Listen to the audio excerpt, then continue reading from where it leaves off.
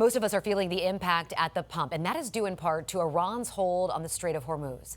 It's a transit point for nearly 35% of the global crude oil trade, according to the International Energy Agency. While most of that crude oil heads to Asia, it's shaking up the global gas economy.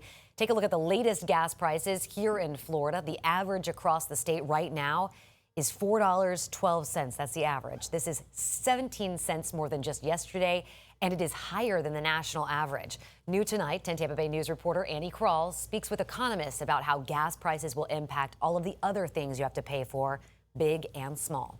The sound of cars flying by and gas prices climbing.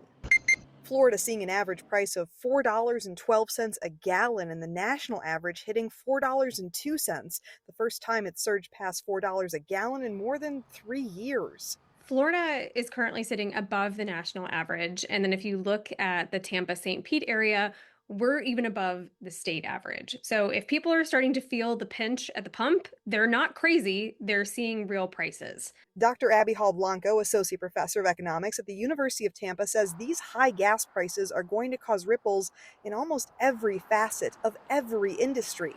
So whether that's going by plane, train, automobile, truck, boat, all of that involves gasoline or petroleum as an input. You start looking at things like fertilizer, which uses natural gas. You look at plastics, which a lot of them have petroleum as an input. Paul Blanco saying with higher costs in fertilizer, that means a bigger hit to farmers. The war in Iran is not just disrupting the global energy market, it's also impacting the world supply of helium and aluminum, key materials in things like medical equipment and semiconductor chips, which are in your phone and in your computer. And even the U.S. Postal Service is bearing the brunt of the jump in transportation costs. An 8% increase in postage pricing has been filed and is awaiting review for things like priority mail and regular ground advantage, expected to go into effect starting April 26th. And kind of the name of the game, I think, for the foreseeable future is a lot of uncertainty. So I wouldn't anticipate prices falling anytime soon. And that's the case even if the conflict in Iran ends relatively quickly. Annie Krall, 10 Tampa Bay News. If it goes through, that more expensive postal service service cost could last until January 2027.